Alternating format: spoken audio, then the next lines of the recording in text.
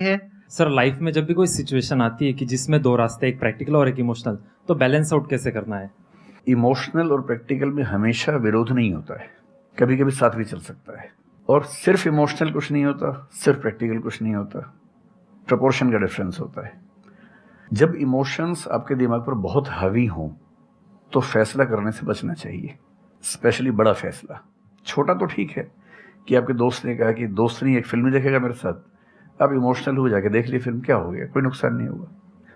पर कोई ये कहे कि तो मुझसे प्यार नहीं करते, शादी नहीं कर सकते मुझसे और हमने शादी कर ली, ये ठीक नहीं है। सिर्फ इमोशंस में आके बहुत बड़ा फैसला मत कीजिएगा, चाहे वो करियर का हो, चाहे पार्टनर का हो, चाहे कोई भी फैसला हो। प्रैक्टिकल इतना नहीं हो जाना है कि आप मशीन, रोबोट या पत्थर बन जाएं। क्योंकि आप कितने भी सक्सेसफुल हो, यदि आप इमोशनली सक्सेसफुल नहीं है, इमोशनली स्टेबल नहीं है, इमोशनली वेलबींग के स्टेट में नहीं है, तो आपकी सक्सेस किसी काम की नहीं है, एकदम मीनिंगलेस है। So the success in totality needs emotional happiness, emotional stability as well. इसलिए इमोशंस को खारिज करके जिएंगे तो शायद कुछ अचीवमेंट्स बड़ी हो जाएं, पर वो किसी काम की नहीं है। केवल इमोशंस पे चलेंगे तो हो सकता है कि अचीवमेंट जिंदगी में ज्यादा हो ना पाए। तो बैलेंस की बात है। और सबसे अच्छा तरीका है, जब बहुत इमोशंस हो, इंटेंसिटी बहुत ज्यादा हो, सिर्फ एक तरीका मैं जो अपनाता हूं, उस क्षण में फैसला नहीं करना है। कुछ भी हो, कोई कितना भी प्रेशराइज करे, सिर्फ इतना बोलिए कि मैं 24 घंटे बाद बताऊंगा आपको, थोड़ा सोचूंगा इस बारे में। और यदि आपने उस मोमेंट से खुद को बाहर निकाल लिया तो फिर आप डिटैच होकर देख पाएंगे, और थोड़ा सा प्रैक्टिकल एलिमेंट भी रहे, इमोशनल एलिमेंट भी रहे, वो फैसले सबसे अच्छे रहेंगे लाइफ के लिए। मैं आपको एग्जांपल से बात समझाता हूँ। ऐसे लोग जो तैयारी कर रहे थे, अफेयर में थे, एक का सिलेक्शन हो गया, अब उसके सामने क्राइसिस ये है, स्पेशली किसी लड़की का हो गया, लड़के का नहीं हुआ। अब हमारी सोसाइटी में ना, लड़की ऊंचे पद पे हो, लड़का ना सफल हुआ हो तो बड़ा मुश्किल है सोसाइटी में, उनको शायद दिक्कत नहीं है। अब वो लड़की प्रैक्टिकल नहीं है कि मैं तुमसे शादी करूं, ये कह के अगर हट जाती है और शादी करती है किसी ऐसे व्यक्ति से जो बहुत सफल है। I know many such people personally, मैं नाम नहीं बोल सकता किसी का।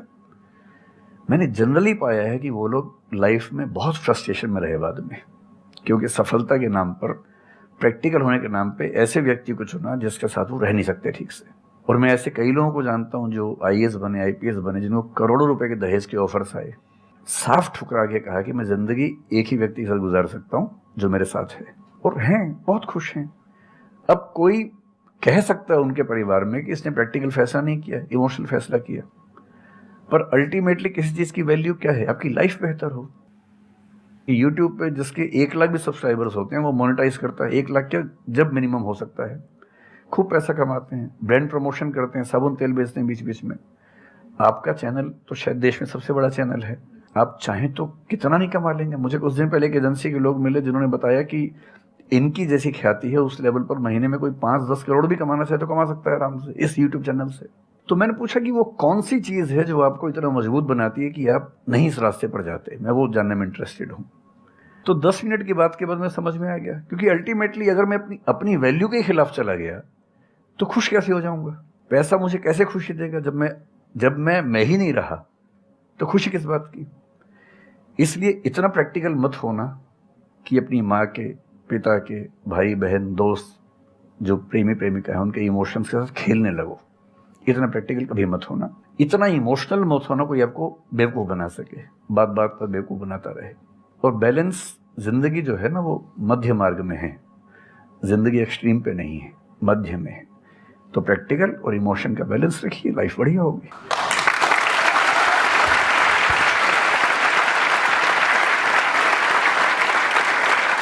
आपने सर इतने अच्छे से एक्सप्लेन किया, मेरे पास में कुछ है ही नहीं बोलने के लिए। यूजुअली पूरा ही उसका ऐसा निचोड़ निकाल दिया। आपने YouTube पे इतना बोला कि सच में नहीं बचा होगा आपके पास। 6-7 साल पहले की बात है, मेरी एक स्टूडेंट थी जो सुसाइडल टेंडेंसी की शिकार थी उस समय। उसके घर में कुछ ऐसी ट्रेजेडी, उसकी मदर की डेथ हुई थी, और एक ऐसी ट्रेजेडी जो बहुत ही रेयर किस्म की ट्रेजेडी है, जो शेयर करना ठीक नहीं है यहाँ। तो वो मेरे पास आई और मुझे लगा कि आज मैं पहली बार किसी ऐसे व्यक्ति से बात करूं जो डिप्रेशन में है और सुसाइड कर सकता है अगले 1-2 दिन के अंदर अंदर। अब मैं परेशान था कि मैं कैसे मैनेज करूं, और मुझे मोटिवेशन की ऐसी जानकारी उस समय तो बिल्कुल नहीं थी, बाद में थोड़ा बहुत पढ़ा। तो मैंने उससे कहा कि अच्छा तुम घर जाओ, मैं कुछ देखता हूँ। फिर मैं घर गया, नेट पे सर्च करना शुरू किया। करते करते मुझे आपका एक वीडियो मिल गया, अनस्टॉपेबल, शायद कुछ आपने एक वो बनाया था उस समय। तो मैंने वो थोड़ा सा देखा 10 मिनट का, मुझे लगा कि ये जो है ना, ये इंजेक्शन है किसी मतलब डिप्रेस्ड व्यक्ति को तुरंत मोटिवेट करने के लिए। तो मुझे ध्यान है कि मैंने उसको वीडियो का लिंक भेजा। मैंने कहा देखो, जिंदगी अपने रास्ते पे चलेगी, ठीक हो जाएगी। जब जब मूड ऐसा हो, बहुत डिप्रेसिंग हो, सुसाइडल मन करे, उस समय वीडियो देखना ध्यान से, और कम से कम उस बुरे फेज से बाहर निकल जाओगी। और फिर मैंने वो वीडियो अपने फैमिली में भी 2-3 बच्चों को भेजा, जो बच्चे उस क्राइसिस में होते थे। तो मैं बहुत थैंकफुल हूँ उन सब बच्चों की जान बचाने में, क्या आपकी बात कर बड़ी भूमिका है। Thank you so much sir, it means a lot to me. ये तो आपने बहुत बड़ी बात कह दी सर, मेरे लिए बहुत बड़ी बात है ये। नहीं, कई बच्चों की जान बचाई होगी आपने जरूर। जो वो एक मोमेंट होता है, उस मोमेंट में कोई बचा ले तो लोग बच जाते हैं। वो मोमेंट